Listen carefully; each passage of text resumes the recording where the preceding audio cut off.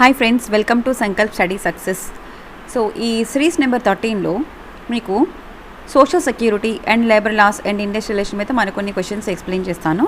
Okay, if you have any doubts please mail to me divyamam2020@gmail.com and join hour Telegram channel for video updates. ఇప్పటిదాకా అయిన MCE questions అన్నీ మీకు అర్థమయ్యాయి కదండి, ఎలా solve చేయాలి అని.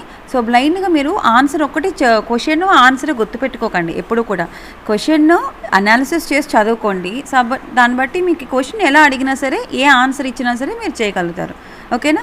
C next first question 51 question. Pradhan Mantri Jan Dhan Yojana provides access to which of the following financial services. Pradhan Mantri Jan Dhan యోజనలో మనకి ఏంటేంటి ఫినాన్షియల్ సర్వీసెస్ని వాళ్ళు ప్రొవైడ్ చేస్తారు? రెమిటెన్స్ ఉంటుంది, క్రెడిట్ ఉంటుంది, ఇన్సూరెన్స్ ఉంటుంది, పెన్షన్ ఉంటుంది, banking and savings deposit accounts in affordable మేనర్లో ఉంటాయి. That is Pradhan Mantri Jan Dhan Yojanas, right? So pension is there, credit is there, bank savings and deposit accounts is there. So including this remittance ఉంటుంది, అలాగే credit already ఉంది కదా, insurance ఉంటుంది. Okay, insurance also there. So ఈ Pradhan Mantri Jan Dhan Yojana accounts అన్నీ వీటన్నిటిని కూడా యాక్సెస్ చేసుకుంటాయి అన్నమాట. ఓకేనా? దెన్ అండర్ ఎగ్జిస్టింగ్ ప్రధానమంత్రి Kisan Yojana the government of India will provide how much money to the farmers during the lockdown. So ఎంత పే చేశారు అమౌంట్? ఈ లాక్డౌన్ పీరియడ్లోని 2000 రూపీస్ ప్రొవైడ్ చేశారు. ఓకేనా? అండర్ ఎగ్జిస్టింగ్ ప్రధానమంత్రి Kisan Yojana the government of India will provide how much money? 2000 rupees to the farmers during this lockdown. Okay, so నేను మీకు ఒక్కొక్క schemes అన్నీ మళ్ళీ నేను ఎక్స్ప్లెయిన్ చేస్తాను వేరేగా. ఓకేనా? అప్పుడు ప్రధానమంత్రి కిసాన్ యోజన ఏంటి, ప్రధానమంత్రి జన్ధన్ యోజన అకౌంట్స్ ఏంటి, ఇవన్నీ కూడా నేను మీకు మళ్ళీ డీటెయిల్గా ఎక్స్ప్లెయిన్ చేస్తానండి. Then see here, under Pradhan Mantri Garib Kalyan Yojana whose wages would be increased by 20 rupees. ఎవరి వేజెస్ పెంచారు? ఈ ప్రధానమంత్రి గరీబ్ కళ్యాణ్ యోజనలో అన్నీ ఉంటాయి. ఓకేనా? సో ఎవరి యొక్క వేజ్ని 20 రూపీస్ ఇంక్రీజ్ చేశారు? ప్రధానమంత్రి జన్ధన్ యోజన, ప్రధానమంత్రి, ఇవన్నీ కూడా మళ్ళీ ఇంకొక స్కీమ్స్. ఓకేనా? వేరే స్కీమ్స్. సో ఇక్కడ మీరు ఆన్సర్ ఈజీగా చేయొచ్చు. ఇక్కడ వేజెస్ రిలేటెడ్గా ఉన్న స్కీమ్ ఏది? వేజెస్ రిలేటెడ్గా ఉన్నది MG NREGA, right? Mahatma Gandhi national rural employment guarantee act. So ఇందులో పనిచేసినటువంటి ఎవరైతే ఎంజీ నరేగా బెనిఫిషరీస్ ఉన్నారో, అంటే ఇక్కడ బెనిఫిషరీస్ అని కాదు, ఎవరైతే ఎంజీ నరేగా అండర్లో వర్క్ చేస్తారో, వెళ్తున్నారో, వాళ్ళకి 20 రూపీస్ ఇంక్రీజ్ చేయడం జరిగిందన్నమాట అండర్ ప్రధానమంత్రి గరీబ్ కళ్యాణ్ యోజనలో. సో ఈ Mahatma Gandhi national rural employment guarantee యాక్ట్ని ఇంతకు ముందు ఏమని పిలిచేవాళ్ళు? మహాత్మా గాంధీ ఉండేది కాదు, just national rural employment guarantee act. Okay, that was passed in 2005. ఇప్పుడు దాన్ని ఎంజీ నరేగా చేశారనమాట. ఓకేనా? So you have to remember this one. It was passed on September 7th 2005లో వచ్చింది. Okay, so it was earlierly known as national rural employment guarantee act. Next, which schemes was launched by the government of India to connect more and more people from the banking services. So ఈ banking services more and more people connect అవ్వడం కోసం government ఏంటి launch చేసింది? అదే Jan Dhan accounts, right? Pradhan Mantri Jan Dhan Yojana that was launched by the government of India on which 2014. Okay, August 28, 2014 దీన్ని launch చేశారు. So దీని కారణంగా ప్రధానమంత్రి జన్ధన్ యోజన అకౌంట్స్ కారణంగా more and more people they can use the banking services. So ఇందులో క్రెడిట్ సర్వీసెస్ ఉంటాయి, insurance services ఉంటాయి, అవన్నీ ముందు వచ్చింది కదా మనకి. Example first question. సో ఆయా సర్వీసెస్ అన్నీ కూడా ప్రొవైడ్ చేయడం జరుగుతుందన్నమాట. Okay, next, which app has been launched by the government of India to collect the geo tagged data on the highly contagious COVID-19. Geo tagged, that is what? Arogya Setu app కాదు. ఆరోగ్య సేతు యాప్లో మన COVID-19 related information తెలుస్తుంది. ఓకేనా? Sahyog app was launched by the government of India to collect the geo tagged data on highly contagious this COVID-19 to curb the deadly virus from the country. Okay, so geo tagged information ఏ యాప్లో దొరుకుతుంది మనకి? Sahyog. Okay, or Sahyog app.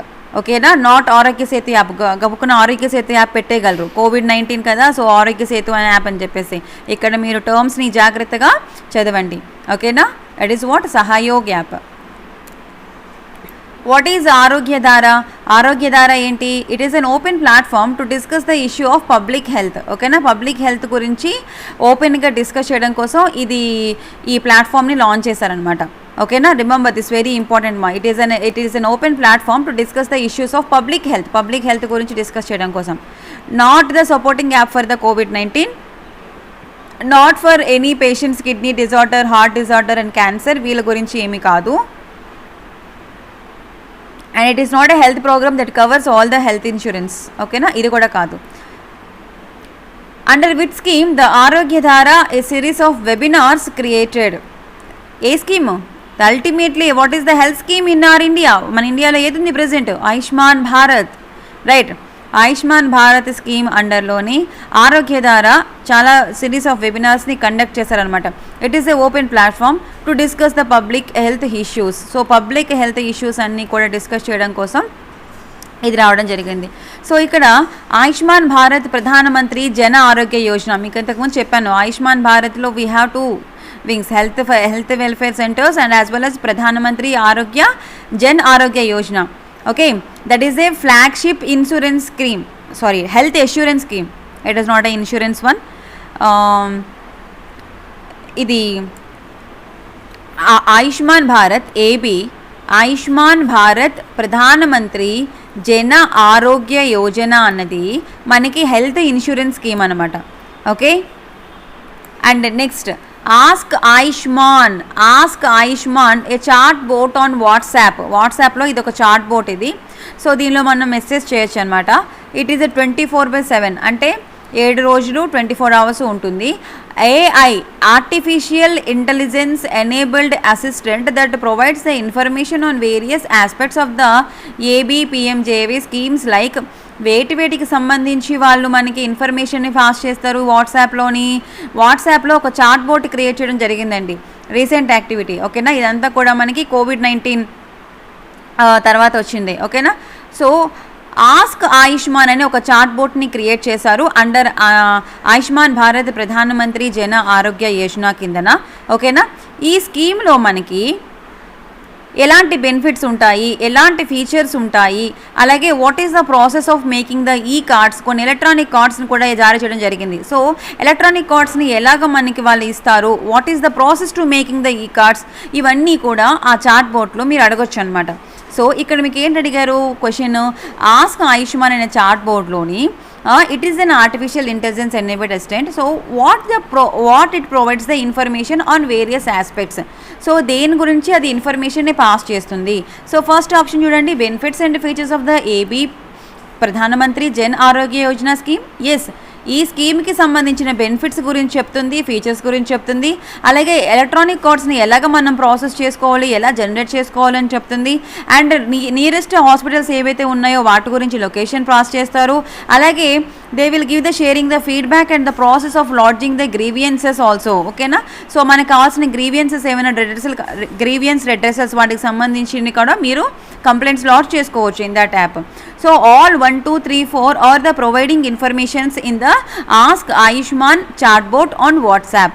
Okay, so one of the key feature of this chatbot ఏంటంటే కనుక they can respond in Hindi and English language. Okay, remember this, they can respond in Hindi or English language, and it also provides the text to speech features కూడా ఉన్నాయి. Okay, for the users can be universally used on all major social media platforms. Clear? So hope you understand. So దీనిలో ఈ chat బోర్డ్లో అన్నీ కూడా provide చేస్తారండి.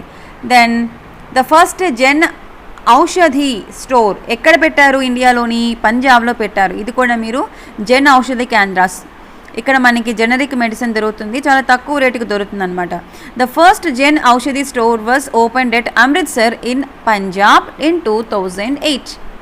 Okay, what is the main target of this campaigning? To establish the Jan Aushadha stores in every district of our country. Okay, so recent ga Pradhan Mantri Jan Aushadh Yojana, okay, Pradhan Mantri Jan Aushadhi Yojana has been renamed as Pradhan Mantri Bharatiya Jan Aushadhi Pariyojan. Okay, ఈ ప్రధానమంత్రి జన్ ఔషధ యోజనని రీసెంట్గా ఎలా change చేశారు? It has been renamed as Pradhan Mantri Pradhan Mantri Bharatiya Jan Aushadhi పరియోజన్ and ప్రధానమంత్రి Jan Aushadhi కేంద్రాస్ as ప్రధానమంత్రి భారతీయ జన ఔషధ్ కేంద్రాస్గా మార్చడం జరిగిందనమాట. ఓకేనా. And next see the next question. What is the entry age group to enroll the Pradhan Mantri Shram Yogi Mandhan Yojana? So we have the Pradhan Mantri Shram Yogi Mandhan Yojana. Shrama Yogi means what? Unorganized sector. Unorganized sector లో పనిచేస్తున్నటువంటి వ్యక్తులకి old ఏజ్లో protection ఇవ్వడం కోసం భారత ప్రభుత్వం తీసుకొచ్చినటువంటి scheme ఏంటి అంటే కనుక ప్రధానమంత్రి Shram Yogi Maan Dhan Yojana. Okay.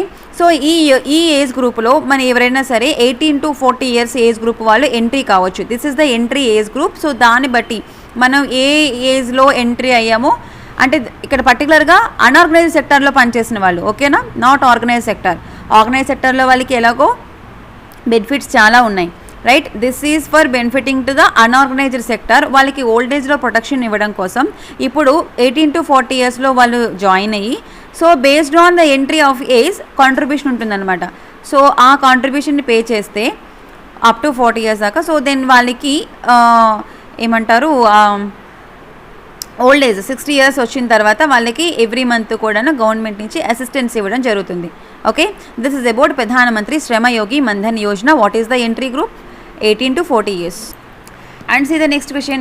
Under Pradhan Mantri Rozgar Protsahan Yojana, how much percentage is the contribution of government in PF Provident Fund loni government యొక్క contribution ఎంత for all new employees enrolling in Employee Provident Fund organization? Okay. Employee provident fund ఆర్గనైజేషన్లో employees అందరూ enroll చేసుకోవడానికి ఓకేనా తీసుకొచ్చిన scheme అనమాట. So ఎక్కువ మంది ఎన్రోల్మెంట్ చేసుకుంటే వాళ్ళని అందరినీ కూడా ఆకట్టుకోవడం కోసం గవర్నమెంట్ ఏం చేసిందంటే మేము మీకు ప్రోత్సహిస్తామంట. ప్రధానమంత్రి రోజ్గర్ ప్రోత్సాహన్ యోజన ఇది 2016-17 నుంచి కూడా ఉంది మనకి. So to promoting the employment generation with an allocation of 1000 crores. ఈ స్కీమ్ కింద గవర్నమెంట్ ఎంత పే చేస్తుందంటే 8.33% కాంట్రిబ్యూషన్ని ప్రొవైడ్ చేస్తుంది. So what is the government contribution towards the scheme? 8.33% provident fund PF అనమాట. ఓకేనా. For the first 3 years you see here అక్కడ మీరు అది గుర్తుపెట్టుకోండి. For the first 3 years of their employment government should pay 8.33%.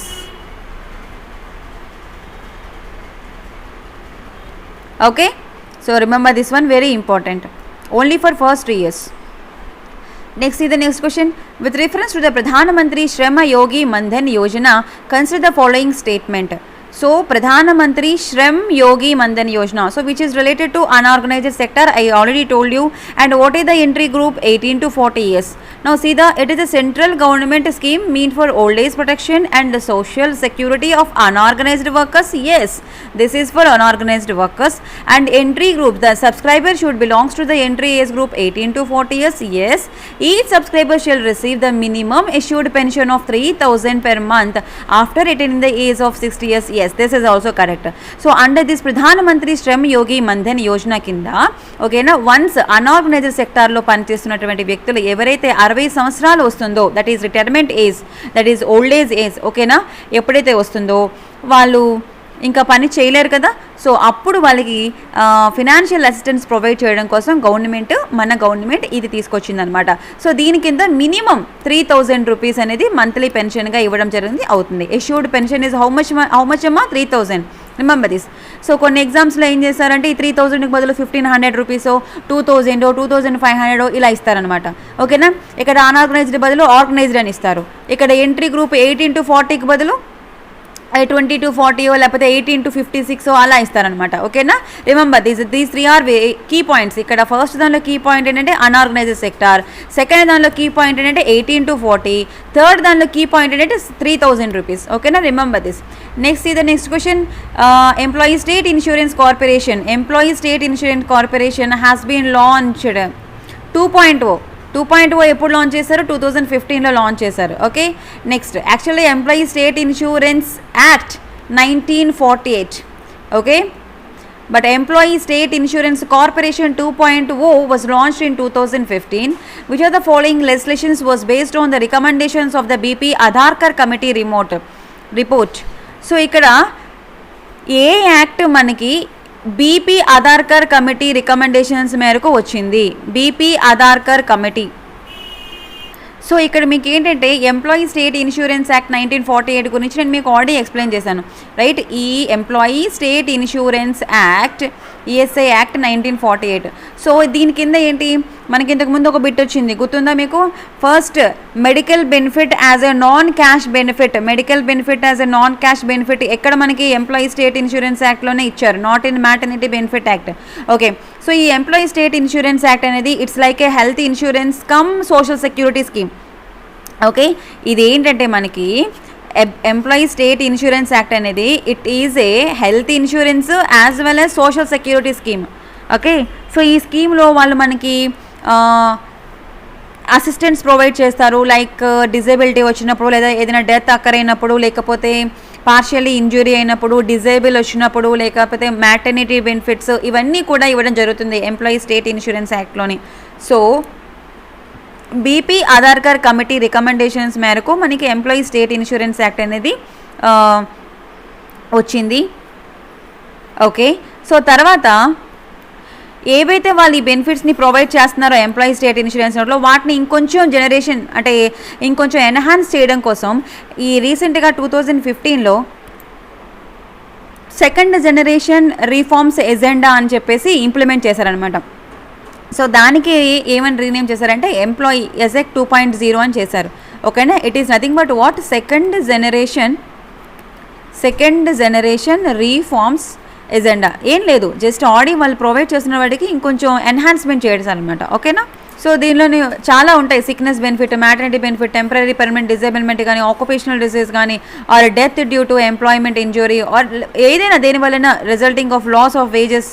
So వీరన్నిటి కూడా employee state insurance act అనేది పరిధిలోకి వస్తుంది. And you must remember what is the wage limit for the employee state insurance act, 15,000 rupees. Here the person must and should below 50,000 rupees అనేది తన యొక్క వేతనమై ఉండాలన్నమాట.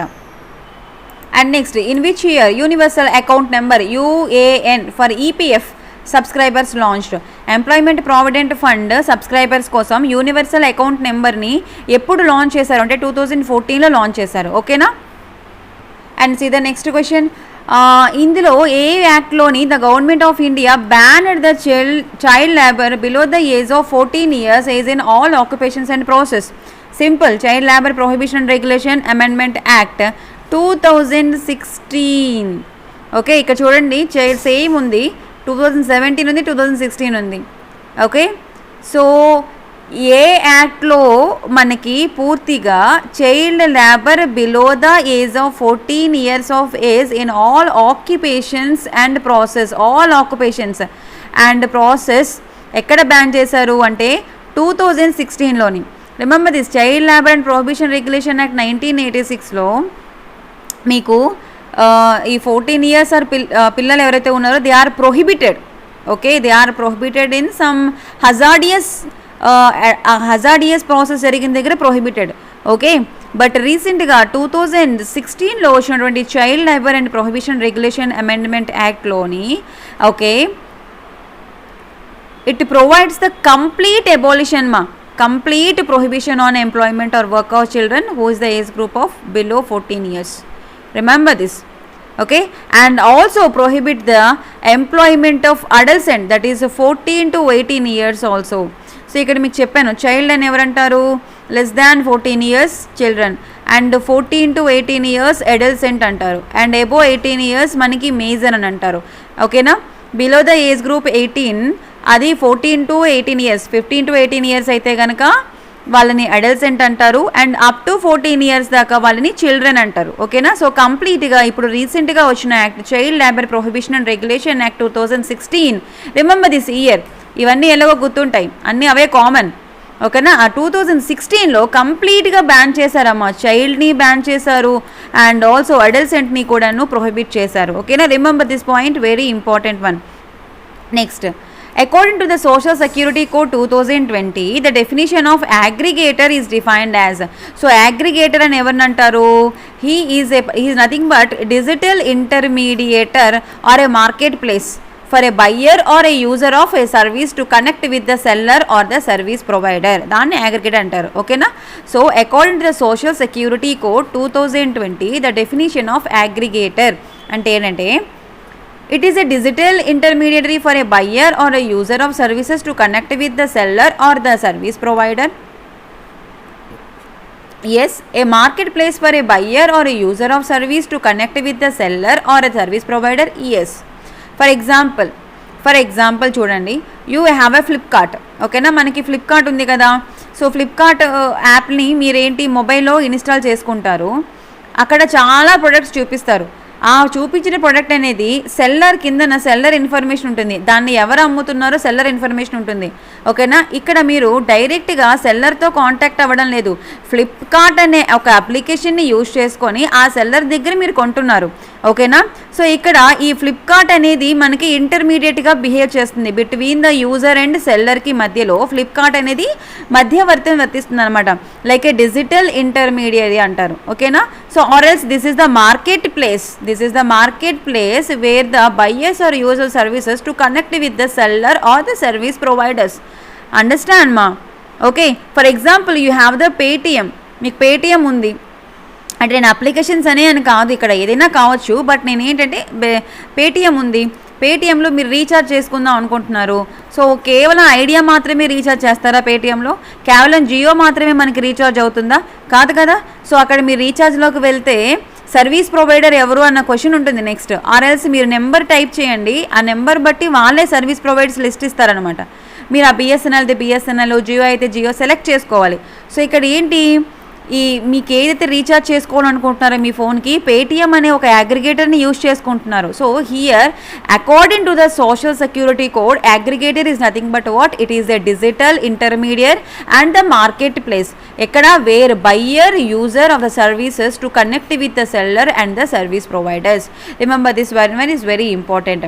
Next, according to the social security code 2020, what is the definition of employee? Does not include ఎంప్లాయీలో ఎవరుండరు. ఇప్పుడు కొత్తగా వచ్చిన social security యాక్ట్లోని కాంట్రాక్టర్ని కూడా యాడ్ చేశారు. Contractor is an employee. Okay, ఇంతకుముందు contractor is not a employee. ఎందుకంటే థర్డ్ పార్టీ ద్వారా contractor ద్వారా కాంట్రాక్ట్ వర్కర్స్ జాయిన్ అవుతారు కదా. అండ్ వాళ్ళ యొక్క కాంట్రాక్ట్ కూడా ఆ టైం పీరియడ్ 3 years అయితే 3 years, 5 years అయితే 5 years ఉంటుంది. They are not the fixed term employees, they are not the permanent workers. కాబట్టి రైట్. సో ఈ కింద ఇచ్చిన వీళ్ళలో ఎవరైతే ఎంప్లాయీ కాదు అంటే contract workers are the employees. Apprentice are not the workers, they are not taking any salary. Semi skilled or unskilled workers are the employees. Administrative workers are the employees. Must remember here, employee means any person other than apprentice engaged in the apprentice act అని వేరేగా ఇంకొకటి ఉంది. Okay, any employee other than apprentice is an employee. According to the Social Security Code 2020, the number of workers in unorganized sector less than 10, less than or equal to 10, less than 20, less than or equal to 20. So unorganized sector means it is an enterprise that is owned by the individuals, ante kada, or self-employed. Here workers are engaged in a production or sale of goods or providing the services of any kind whatever, and where the enterprise employs worker, the number of such worker is less than 20, so less than 10. Okay, so ఇప్పుడు రీసెంట్గా వచ్చిన social security code 2020 వరకు మనకి ఏంటంటే unorganised సెక్టార్లో ఎంతమంది workers ఉండాలి? Less than 10 ఉండొచ్చు. Okay, less than 10. ఇప్పుడు ఫర్ ఎగ్జాంపుల్ మీరున్నారనుకోండి, మీరు ఒక సూపర్ మార్కెట్ పెట్టారు. ఓకేనా? సో మీరు ఒక్కలే ఓన్గా రన్ చేసుకొని మీరే వెళ్ళి షాప్ ఓపెన్ చేసుకొని డైలీ బిజినెస్ యాక్టివిటీస్లో మీరే ఉంటే, లేదా మీ ఫ్యామిలీ మెంబర్స్ ఉంటే నో ప్రాబ్లం. ఓకేనా? బట్ కొంచెం పెద్దది పెట్టారు, ఒక మాల్ లాగా, ఒక 5గురిని రిక్రూట్ చేసుకున్నారు. ఓకేనా? 5గురిని పెట్టుకున్నారనమాట. So here this is not the private company, this is not the organised sector. Okay, this is the unorganised sector. ఇలా మీరు ఏమైనా చేస్తే దీన్ని అన్ఆర్గనైజ్డ్ సెక్టార్ అని అంటారు. అయితే ఈ ఐదుగురిని మీరు మీ దగ్గర పనిలో పెట్టుకున్నారు. ఓకేనా? So now you are entitled to social security. These people are entitled to social security. Okay, here unorganized sector means any enterprise that is owned by the individual or self-employed workers. Okay, but here the workers, ఇక్కడ ఈ వర్కర్స్ని మీరు ఎందుకు పెట్టారు? For example మీరు మోర్కి కానీ రత్నదీప్కి కానీ వెళ్ళండి, లేదా ఇంకేదైనా ఒక మాల్కి వెళ్ళండి, తెలుస్తుంది మీకు. చాలామంది ఉంటారు అక్కడ workers. So they are for sales. కొంతమంది సేల్స్ చేస్తారు, కొంతమంది క్యాష్ కౌంటర్ దగ్గర ఉంటారు, రైట్? సో ఏదైతే బిజినెస్ ఏదైతే ఎంటర్ప్రైజ్లో లెస్ దాన్ 10 మెంబర్స్ ఉంటారో ఆర్గనైజింగ్లో, then we should apply the social security code to them. Okay, according to the social security code to 2020, the minimum number of employees for an establishment to register itself under employment provident fund scheme is. So ఇక్కడ చూడండి, దీనికి తేడా ఏంటంటే unorganised సెక్టార్లో ఎంతమంది ఉండాలి social security code apply చేయాలంటే less than 10 ఉండాలి. బట్ ఇక్కడ ఏంటంటే కనుక what is the minimum number of employees for an establishment to register it self. Okay, employee provident fund ఇప్పుడు అన్నీ కూడాను ఇంతకుముందు కొన్ని స్కీమ్స్ అన్ఆర్గనైజ్డ్ సెక్టార్కి వర్తించేవి కాదు, బట్ ఇప్పుడు అన్నీ కూడా అన్ఆర్గనైజ్డ్ సెక్టార్ కూడా వర్తిస్తున్నాయి, right? So employment provident scheme వర్తించాలి అంటే ఎంతమంది ఎంప్లాయీస్ ఉండాలి? మినిమం 20 మెంబర్స్ ఉండాలి. ఓకేనా? సోషల్ సెక్యూరిటీ స్కీమ్స్ వర్తించాలంటే 10 మెంబర్స్ ఉండాలి. ఓకే, ఆ ఎంప్లాయీస్ వాళ్ళు సెల్ఫ్ రిజిస్ట్రేషన్ చేసుకోవాలి అంటే under employee provident fund scheme. Okay, ఎంతమంది ఉండాలి అక్కడ? 20 మెంబర్స్ ఉండాలి. Okay, now see the next one. If any person being an employer, okay, a person being an employer fails to pay any contribution under SS code or rules. Okay, so ఇక్కడ employer యాక్చువల్గా pay చేయాలి contributions, but he fails to pay the contribution. And what is the punishment to them? Regulations or schemes made thereunder. Imprisonment for a term which may extend to 3 years but which shall not be less than 1 year. Okay, less than 1 year ఉండకూడదు and extend to 3 years వరకు చేయొచ్చు. In case of failure to pay the employees contribution which has been deducted by his from the employee's wages and shall also be liable to fine or rupees 1 lakh, and which shall not be less than 2 months but may be extend to 6 months in any other case and shall also be liable to fine rupees of 50,000. So ఇక్కడ ఏంటంటే కనుక contribution pay చేయకపోతే, in case failure to pay the employee contribution, అప్పుడు తనకి minimum 1 year, max extended up to 3 years ఉంటుంది. ఓకేనా? And the fine up to 1 lakh ఉంటుంది. ఈ ఎంప్లాయీ కాంట్రిబ్యూషన్ కాకుండా రిమైనింగ్ ఉంటాయి కదా, ఓకేనా, ఏవైనా రూల్స్ అండ్ రెగ్యులేషన్స్ని పాటించకపోయినా అలాంటివి ఏమైనా జరిగితే అప్పుడు తక్కువ లెస్ దాన్ 2 months అయినా ఇంప్రిజన్మెంట్ ఇవ్వాలి. And it may up to extended 6 months.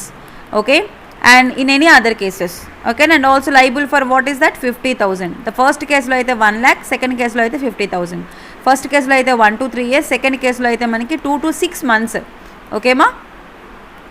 And see, with the Social Security Code 2020, Maternity Benefit Act shall be applicable to every shop or establishment in which 10 minimum workers employee ఉండాలి. ఓకేనా? 10 members ఉంటే ఆ particular ఆర్గనైజేషన్లో maternity benefit act అనేది వర్తిస్తుంది. Now see the next question.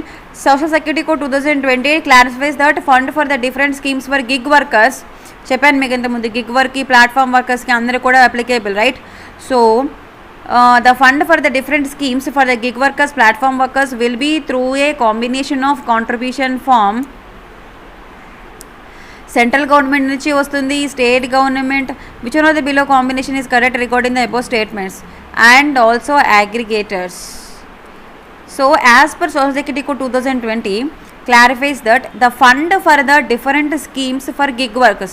So మనకి gig workers ఉంటారు, అలాగే ప్లాట్ఫామ్ వర్కర్స్ ఉంటారు. ఈ గిగ్ వర్కర్స్కి, ఈ ప్లాట్ఫామ్ వర్కర్స్కి డిఫరెంట్ స్కీమ్స్ ఉంటాయి చాలా. సో వాటికి ఫండ్ అనేది ఎక్కడి నుంచి వస్తుంది అంటే కనుక it will be through either central government, and also అంటే combination of central government, state government and aggregators వీళ్ళు అందరి దగ్గర నుంచి కూడాను గిగ్ వర్కర్స్కి, ప్లాట్ఫామ్ వర్కర్స్కి సపోర్ట్ వస్తుంది అనమాట. So 1 and 2 is the correct answers. Contractor is not the correct one. Okay, so see the next one, the contribution of the aggregator to the gig workers. What is the contribution of the aggregator? ఇంతకు ముందు మీకు చెప్పాను aggregator అంటే ఎవరో. To the gig workers and platform workers can't exceed from how much percentage? 5% of the paid or payable. So మనం aggregators pay చేస్తారు కదా gig వర్కర్స్కి అండ్ ప్లాట్ఫామ్ వర్కర్స్కి, డిఫరెంట్ స్కీమ్స్ వీళ్ళకి ప్రొవైడ్ చేసినప్పుడు అగ్రిగేటర్స్ వాళ్ళు ఎంతో కొంత మనీ పంపిస్తారు. ఓకేనా, aggregators here they need to contribute some money to the gig workers and platform workers to implement the schemes. Okay, what is the percentage? అది ఎంత ఎక్సీడ్ అవ్వకూడదు అగ్రిగేట్స్కి అంటే కనుక 5%కి ఎక్సీడ్ అవ్వకూడదు. Remember this one is very very important.